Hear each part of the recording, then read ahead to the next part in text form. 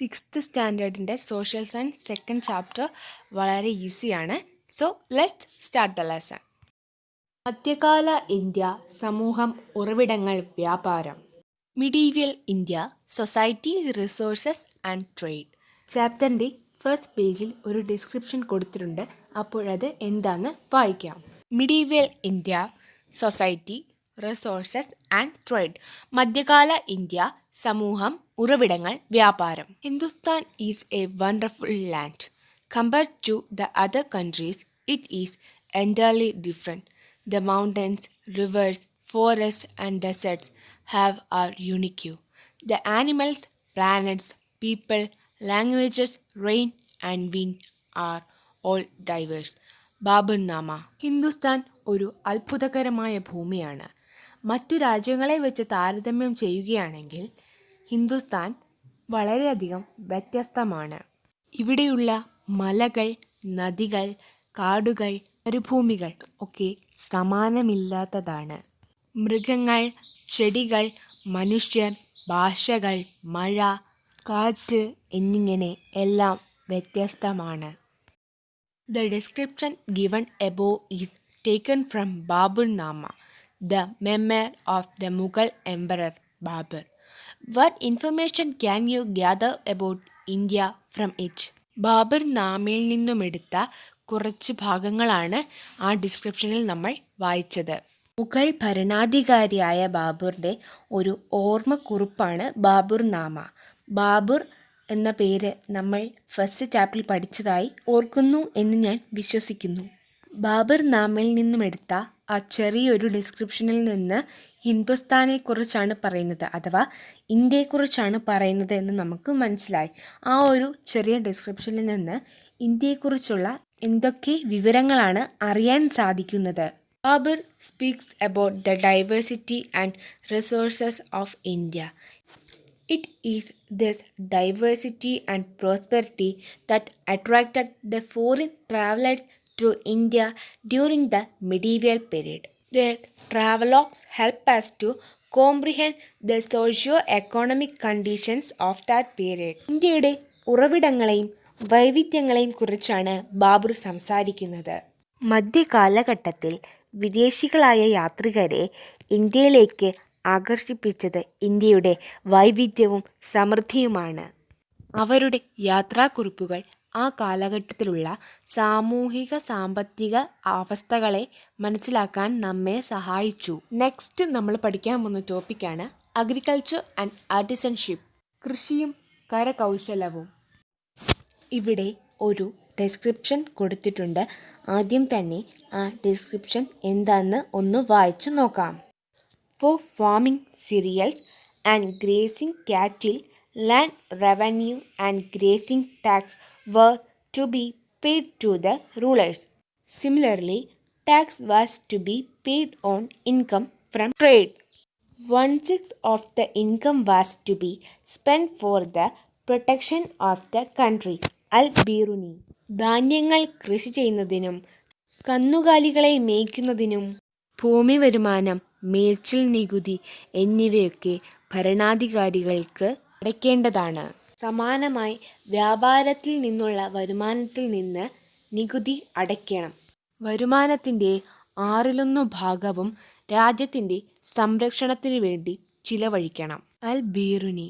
Given above is an extract from the travelogues of Al-Biruni, a traveler who reached India from Central Asia. What are the occupations and taxes mentioned in this description? അൽ-ബീറുനിയുടെ യാത്രാ വിവരണക്കുറിപ്പിൻ്റെ ചെറിയ ഒരു ഭാഗമാണ് മുകളിൽ തന്നിരിക്കുന്നത്. Central ഏഷ്യയിൽ നിന്നും ഇന്ത്യയിലേക്ക് വന്ന യാത്രികനാണ് അൽ-ബീറുനി. എന്തൊക്കെ തൊഴിലുകളെയും നികുതികളെയും കുറിച്ചാണ് ഈ വിവരണത്തിൽ പരാമർശിക്കുന്നത്? Agriculture was the chief occupation of the people of medieval India. Cotton, cereals, pulses, indigo, sugarcane, etc.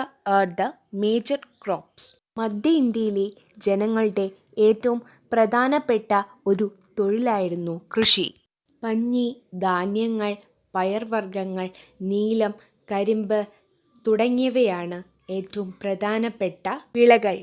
In this period there was plenty of cultivable land in India that was kept uncultivated.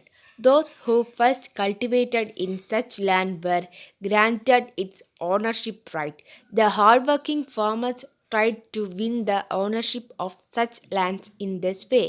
ഈ കാലഘട്ടത്തിൽ ഇന്ത്യയിൽ ഒരുപാട് കൃഷി ചെയ്യാൻ യോഗ്യമായ ഭൂമികൾ ഉണ്ടായിരുന്നു. പക്ഷേ അതൊക്കെ കൃഷി ചെയ്യപ്പെടാതെയായിരുന്നു നിലനിന്നത്.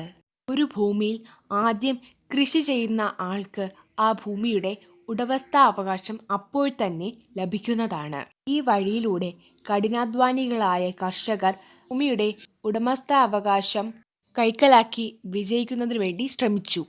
Let us see the steps taken by the rulers for the progress of agriculture. കാർഷിക പുരോഗതിക്ക് വേണ്ടി ഭരണാധികാരികൾ എടുത്ത നിലപാടുകൾ എന്തൊക്കെയെന്ന് നമുക്ക് നോക്കാം. There are 3 points are given below. The first one is arranged irrigation facilities, second one is supplied seeds, and the third one is granted tax relaxation. കൃഷിയുടെ പുരോഗതിക്ക് വേണ്ടി ഭരണാധികാരികൾ ജലസേചന സംവിധാനങ്ങൾ ഏർപ്പെടുത്തി. രണ്ടാമതായി കർഷകർക്ക് വിത്തുകൾ വിതരണം ചെയ്തു. മൂന്നാമതായി നികുതിക്ക് ഇളവ് നൽകി. കുറച്ചു മുമ്പേ നമ്മൾ പറഞ്ഞാണ് ഭരണാധികാരികൾക്ക് നികുതി അല്ലെങ്കിൽ ടാക്സ് കൊടുക്കണമെന്ന്. ആ ടാക്സിൽ കൃഷിയുടെ പുരോഗതിക്ക് വേണ്ടി അവരെ അത് കുറച്ചു എന്ന് വേണമെങ്കിൽ തന്നെ പറയാം. In the medieval period the officers were given land as wages. This system was known as Iqta during the Sultanate period and the Jagirdari during the Mughal period. മധ്യകാലഘട്ടത്തിൽ ഓഫീസർമാർ കൂലിയായി ഭൂമി നൽകിയിരുന്നു. ഈ സംവിധാനത്തെ സുൽത്താനേറ്റ് കാലത്തിൽ ഇക്ത എന്നും മുഗൾ കാലഘട്ടത്തിൽ ജാഗിർദാരി എന്നും അറിയപ്പെടുന്നു.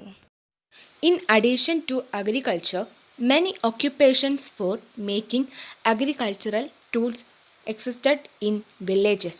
What might be they? Discuss. കൃഷിക്കു പുറമെ ഗ്രാമങ്ങളിൽ കൃഷിക്ക് ആവശ്യമായ ഉപകരണങ്ങൾ ഉണ്ടാക്കുവാനുള്ള ഒരുപാട് തൊഴിലുകൾ ഉണ്ടായിരുന്നു. എന്തൊക്കെയായിരിക്കും അവ? ഒരു പോയിന്റ് ഇവിടെ കൊടുത്തിട്ടുണ്ട്, മെറ്റൽ വർക്ക്. ഈ പേജിൻ്റെ ലെഫ്റ്റ് സൈഡിലായി പിക്ചർ കൊടുത്തിട്ടുണ്ട്. ഇത് മനുഷ്യനിർമ്മിതമായ ഒരു വസ്തുവാണ്. A water wheel used for irrigation. ജലസേചനത്തിനായി ഉപയോഗിക്കുന്ന ജലചക്രം. ഈ ജലചക്രം കൃഷിക്ക് വളരെയധികം ഉപയോഗപ്രദമാണ്. ഈ പിക്ചർ കണ്ടാൽ തന്നെ അറിയാം അത് ഒരു വുഡ് കൊണ്ടാണ് ഉണ്ടാക്കിയിരിക്കുന്നത്. അപ്പോൾ നമുക്ക് ആ പോയിന്റിൻ്റെ കൂട്ടത്തിൽ വുഡ് വർക്ക് എന്നും കൂടി ചേർക്കാം. അതല്ലെങ്കിൽ water wheel made of wood എന്ന് നമുക്ക് എഴുതാം. Weaving and other handicraft were the major occupations in towns. The cotton, indigo and silk produced by the rural folks enriched the textile industry. നെയ്ത്തും മറ്റ് കരകൗശലങ്ങളുമായിരുന്നു പട്ടണത്തിലെ ഏറ്റവും പ്രധാനപ്പെട്ട തൊഴിലുകൾ. ഗ്രാമീണ ജനതകൾ നിർമ്മിക്കുന്ന പഞ്ഞി, നീലം, പട്ട് എന്നിവ തുണി വ്യവസായ മേഖലയെ സമ്പന്നമാക്കി. The Indian weavers produced garments of different colors and quality. Indian നെയ്ത്തുകാർ നിർമ്മിക്കുന്ന വസ്ത്രങ്ങൾ വിവിധ നിറങ്ങളിലും വിവിധ മൂല്യങ്ങളിലുമുള്ളവയായിരുന്നു. അപ്പോൾ ഇന്ത്യൻ നെയ്ത്തുകാരുടെ ഒരു പ്രത്യേകത ഇവിടെ പറയുന്നുണ്ട്. The garments made of silk, cotton and wool were important among them. New tools like spinning wheel and looms were used for weaving. നേരത്തെ നമ്മൾ പറഞ്ഞു കഴിഞ്ഞു ഇന്ത്യൻ നെയ്ത്തുകാരുടെ വസ്ത്രങ്ങൾ പല നിറത്തിലും മൂല്യത്തിലും ഉള്ളതാണെന്ന്. അപ്പോൾ അതിലേറ്റവും പ്രധാനപ്പെട്ടവയാണ് പട്ട്, പഞ്ഞി, കമ്പിളി എന്നിവ. ഇന്ത്യൻ നെയ്ത്തുകാർ നിർമ്മിക്കുന്ന വസ്ത്രങ്ങളിൽ ഏറ്റവും പ്രധാനപ്പെട്ടവയാണ് പട്ട്, പഞ്ഞി, കമ്പിളി എന്നിവയുടെ വസ്ത്രങ്ങൾ. പുതിയ പണി ഉപകരണങ്ങളായ സ്പിന്നിംഗ് വീലും തറിയും നെയ്ത്തിന് വേണ്ടി ഉപയോഗിച്ചു. ലൂംസ് എന്ന് പറഞ്ഞാൽ തറി എന്നാണ് അർത്ഥം. ഇവിടെ ഞാനൊരു പിക്ചർ കാണിച്ചിട്ടുണ്ട്. ഈ പിക്ചറിൽ കാണുന്നതാണ് തറി അഥവാ looms. Indigo and colour mixtures were used for dyeing the textile.